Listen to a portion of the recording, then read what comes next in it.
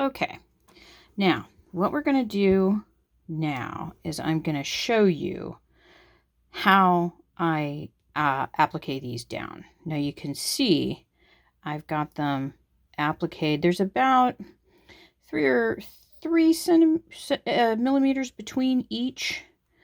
You don't need to do it the way that I do it.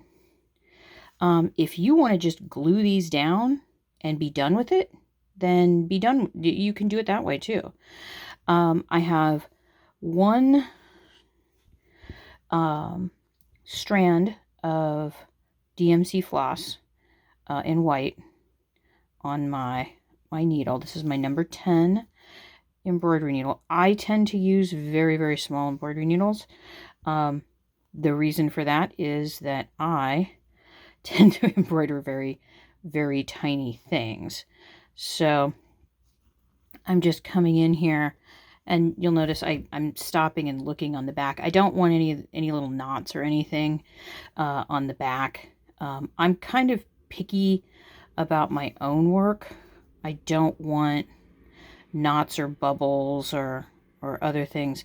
Now you may be asking, why am I stitching in this particular fashion? Which means I stop, I find where the next stitch is going to go, and then I turn my needle around like this. The reason that I do this is because I want to be very precise with how and where I put the stitches. Oh, I pulled my thread off. Yep, that was in my mouth. Let me see, where's my eye there? I want to be very precise. I could, if I wanted to,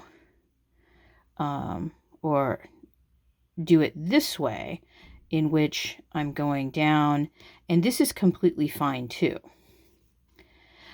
I just know that when I do that style or that handhold of stitching, my stitches start to slant, and I don't like having the stitches slant, if that makes any sense. So what I do is I just continue all the way around, and then I'm going to show you how I do the borders around the eye. Think of this as like the lines around things to make them pop out a little bit more. Okay, now you can see I've stitched all the way around. I'm going to flip it over. I'm going to stay close to the edge here. One of the nice things about felt is because it is dimensional, you can kind of hide things behind it, or hide your stitch tails. I do not cut close to a knot. I'm always afraid the knot's going to come open.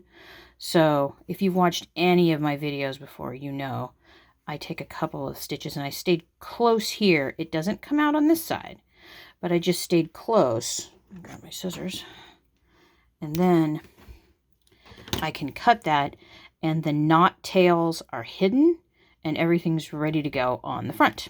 Now, what we're going to do now is I do a stem stitch around the outside. Now you could do a back stitch, you could do a chain stitch, you can do whatever kind of stitch you like to do. But what you're going to do is you're going to come, you can see how close I am right there, and I pull through. And I've already got this knotted, and you can see how close that is there. Now, this is the way that I do a stem stitch. Okay, let me see if I can get that into... Okay, so you can see that's about 3 to 4 millimeters. Now I want you to notice what my thumb is doing here. It's catching it, so it doesn't go all the way through. On the other side, one of my fingers is helping guide. The next stitch is coming up in between those. And then I pull, and you can kind of see what that looks like there, because I want this to have a little bit of a wave. Now I don't come quite as far with subsequent stitches. However, there are times I get lazy and I do. Now you see where, let me see if I can find this right there. Come on, there you are. you can see I'm coming in right at the edge, like right at the edge where that other stitch went in. Okay, let's try this again. I'm going to go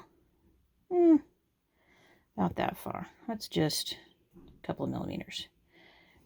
Okay, I'm going to leave my thumb in place, and then I'm going to guide it, not through there, right through there. Can you kind of see what that looks like? And then I pull through. And I'm always pulling this thread back down so I can put my thumb on top of it. Now, you don't have to do as tiny a stitch as I do. If you want to open it up and make it a longer stitch, you can do that.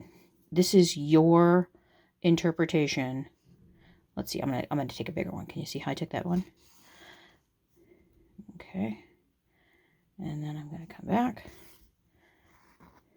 And you can see how it begins to kind of undulate a little bit. Let me see if we can see a little bit better on this little finished one over here. You can kind of see a little bit of the undulation, because basically I'm going under. Every subsequent stitch I'm making comes under the one previous to it. And I do that too here on the mouth. You can really see it on the mouth because you can see both sides. It looks like it's like a corkscrew going across. And what I do is I do that around each of these eyes, and then I add in the little eyelashes, which I will show you as soon. Well, actually, let's see. I think I'll do the eyelashes when I do the little mouth portion. I think that would work a little bit better. So I'll be back in the next video to show you how to do that.